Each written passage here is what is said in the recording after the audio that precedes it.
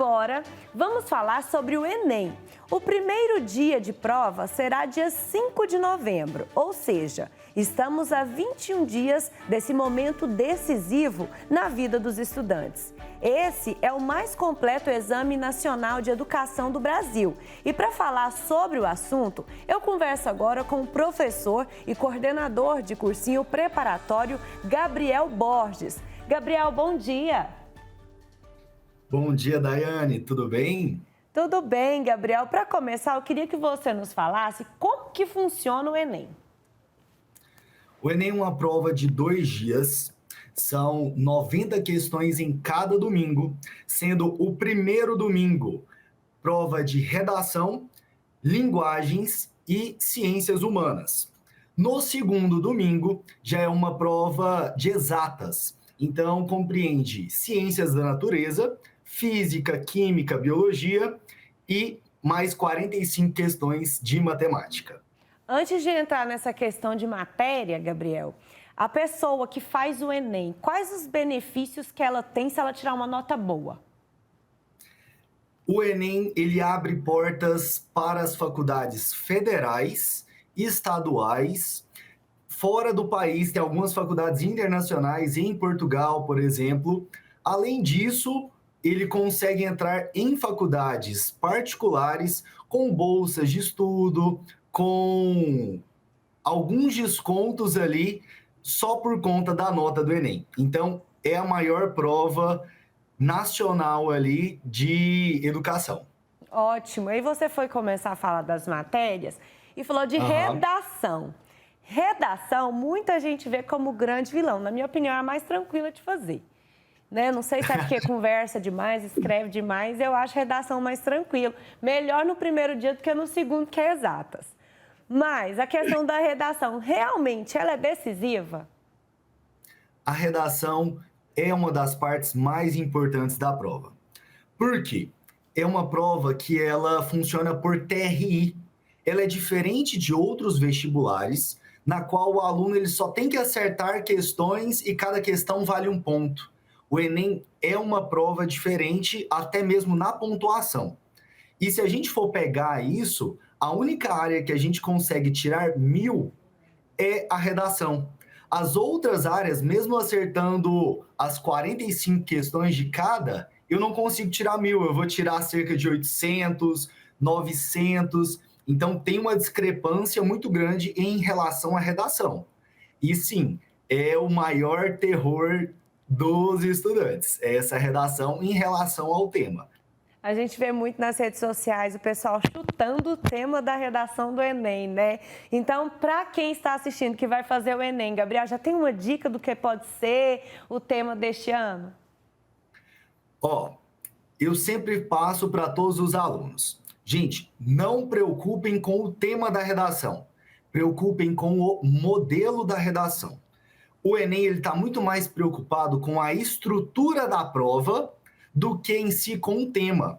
Então, tem muita gente especulando que vai ser em relação à vacina, vai ser em relação à guerra, mas eu falo que está bem longe disso. Então, se a gente olhar para as outras provas, para as provas passadas, por exemplo, em ano de Copa, o pessoal falou vai ser Copa, em ano de Covid, vai ser sobre pandemia. Então, o Enem ele sempre surpreende na hora ali do tema. Por isso, preocupa muito mais com a estrutura. Quando eu falo estrutura, em relação aos conectivos, como que ele vai começar o texto, por exemplo, portanto, contudo, não obstante, em consequência disso, isso vai garantir a nota 1.000 ali desse estudante. Além de preocupar com a competência 5, que é um dos eixos do Enem. Ou seja, propor uma intervenção ali para aquele tema. E quais são as matérias que mais caem no Enem, Gabriel? No primeiro dia, é uma prova de linguagens. Então, o aluno ele tem que preocupar muito sobre o que é a linguagem, o que é língua, sobre os gêneros textuais e, além disso, os gêneros literários. Ele lembrar, dar uma revisada ali em modernismo, em realismo, romantismo, que são temas bastante recorrentes na prova. Na área de ciências humanas, que também é do primeiro dia, são mais 45 questões.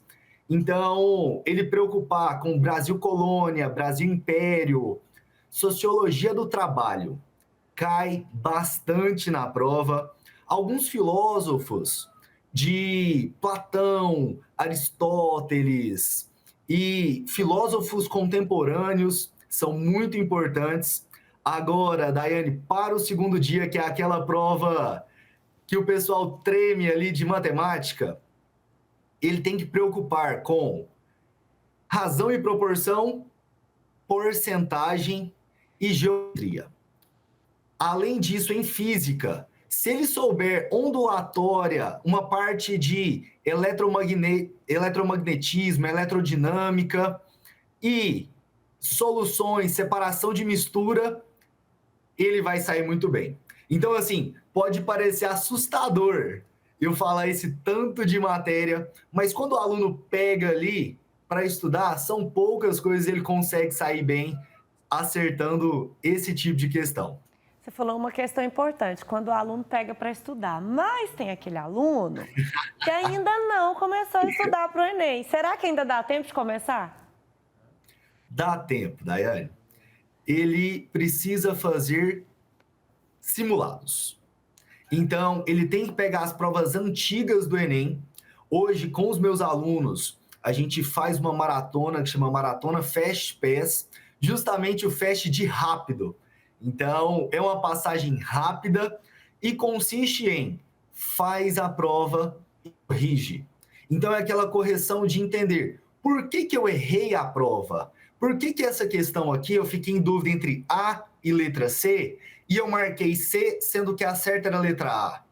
Então, se ele pegar as provas passadas, o Enem 2022, o Enem PPL, que é a segunda aplicação, o 2021, e assim para trás, ele consegue sair muito bem, porque as questões elas têm um padrão ali de existência. E tem gente que tem, como eu disse aqui, mais dificuldade com umas, mais facilidade com outras.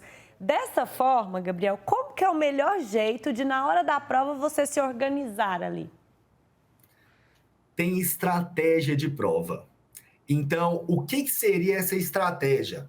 É justamente se conhecer. Entender ali, eu sou melhor na parte de matemática do que na parte de física. Então, eu vou começar por matemática. No primeiro dia, eu sou melhor em interpretação de texto, na parte de linguagens, do que na parte de humanas, que eu tinha que saber muitas datas. Então, o aluno ele tem que ter uma estratégia. Eu sempre passo para os alunos que são 3 pilares. O primeiro deles é estratégia de prova, que consiste justamente nisso. Por onde que eu vou começar? Eu vou revelar aqui o meu segredo da prova. Como que eu começo a fazer? Eu pego essa prova, dou uma olhada, passo ali folha por folha e vou marcando. Essa questão eu sei fazer, essa outra eu sei, essa daqui eu sei, mas vai demorar muito tempo. E aí vou passando. Então, nos 10 primeiros minutos de prova, eu já conheço aquela prova que eu vou fazer. Por quê, Daiane? É uma prova que ela é por TRI. E o que significa isso? Ela pede uma coerência pedagógica. Como que um aluno, eu erro uma questão de densidade, que é só decorar uma fórmula, e eu acerto uma questão de soluções, que é uma matéria muito mais difícil de ser aprendida, de ser feita. Então, o Enem, ele fala, se você errou densidade, que é muito fácil, e acertou soluções, você acertou porque você chutou. Então, você vai ser penalizado por conta disso. Por isso que o aluno, quando ele pega a prova, a primeira coisa que ele tem que fazer é um caça ao tesouro. Ele tem que buscar as questões que são mais fáceis. Por quê? Mesmo sendo contraintuitivo, as que dão mais nota são as questões mais fáceis. Olha só, gente, essa eu já não sabia. Ô, Gabriel, e outra dúvida, assim, a pessoa deve estudar até quando? Até o dia, até um dia antes? Como que funciona isso? Porque tem gente que fica tão ansioso. Então, qual que é a maneira correta? Daiane, não tem uma maneira correta. Ele tem uma maneira que cada um funciona. Mas o ideal é que no sábado, antes da prova do domingo, seja de total descanso. A gente tem aquele cansaço físico e a gente tem aquele cansaço mental. O cansaço físico é aquele do corpo mesmo. Eu preciso dormir e eu dormi uma noite boa, no outro dia eu estou 100%. Agora, o cansaço mental, ele vem aquela fadiga na semana da prova. Então, a semana mesmo da prova, um dia, 2 dias antes, seria o ideal ele fazer uma pausa. Ele parar para que, na hora da prova, ele esteja tranquilo para conseguir fazer a prova ali. Mas, por que eu te falei que não tem essa forma ideal ali, o certo? Porque tem alunos que, se ele faz uma revisão, se ele pega uma lista, um resumo, ele fica mais tranquilo. Então, nessa fase, o emocional pega muito. O aluno ele tem que fazer coisas leves. Então, no sábado ali, ir para um cinema, ir para um parque, ir para alguma coisa, fazer alguma coisa que o relaxe mentalmente. E aí, no outro dia, ele vai estar 100% preparado para fazer essa prova. Qualquer coisa, toma um suquinho de maracujá ou um chazinho de erva cidreira. É importante. Gabriel, a gente vê muito também durante o Enem, aqueles alunos que eu não sei o que é que acontece, mas chega atrasado, esquece caneta, esquece documento. Como que o aluno deve colocar na cabeça dele para ele não passar por isso? Ele não pode chegar atrasado nem 1 minuto. Então, o ideal é ele fazer um checklist no sábado ali mesmo, para que ele esteja preparado. Nada de deixar para a última hora, igual a gente tem aquele jeitinho brasileiro, né, de deixar tudo para a última hora.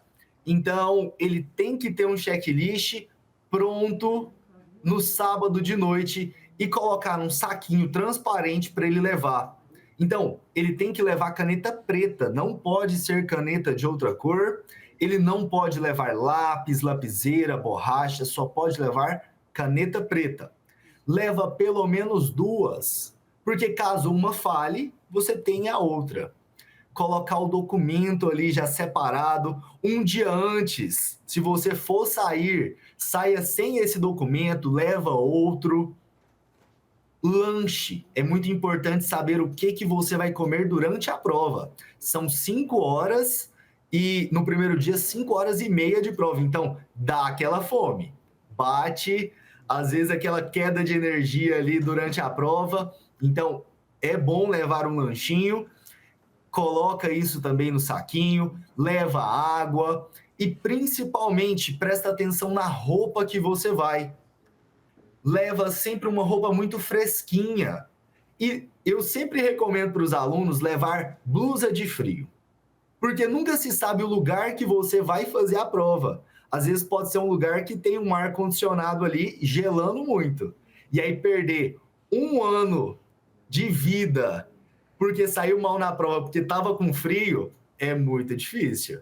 E o aluno consegue conferir o local da prova tudo antes, né? Consegue conferir. Em torno de 2 semanas, 1 semana antes da prova do Enem, por agora, já deve sair esses locais de prova. Então, o local é sempre do primeiro e do segundo dia, o mesmo local, a mesma sala. Então, ele já vai... Seria interessante ele já ir no local, saber onde que é. E, como você tinha falado, chegar antes. Então, ele chegar, no mínimo, 30 minutos antes da prova, para ele não correr esse sufoco de perder ali 1 ano só porque chegou 1 minuto atrasado. Agora, você deixou bem claro os detalhes do Enem e tem gente que está assistindo a gente do Brasil que não se inscreveu esse ano. Eu não dava para estudar, não tinha condições financeiras, enfim, não tinha como se inscrever esse ano. Então, quais as dicas para a pessoa se impulsionar a escrever para o próximo? O interessante seria ele já começar a estudar desde agora. Por quê? Muitas pessoas vão começar a estudar só em janeiro, fevereiro ou março do ano que vem. Então, quem começa a estudar desde agora, mesmo que não tenha se inscrevido na prova, ele vai ter essa vantagem competitiva. Então, a inscrição, ela é em maio, junho, e muita gente perde porque às vezes decide fazer o Enem só no segundo semestre. Então, ele decidiu entrar na faculdade só para o segundo, só para o outro ano, então acaba ele perdeu essa data, mas o interessante já começa a resolver essas provas, entra nessa cabeça de maratona, porque para janeiro, fevereiro do ano que vem, você vai estar muito mais tranquilo e vai ter muito menos peso, porque lá são mais de 300 conteúdos. Então, não dá tempo de ver tudo em um ano só, mas caso ele comece antes, ele chega perto desses 300. Ótimo, Gabriel. Muito obrigada pela sua participação. Nada, de nada. Tchau. Precisando, sempre aqui.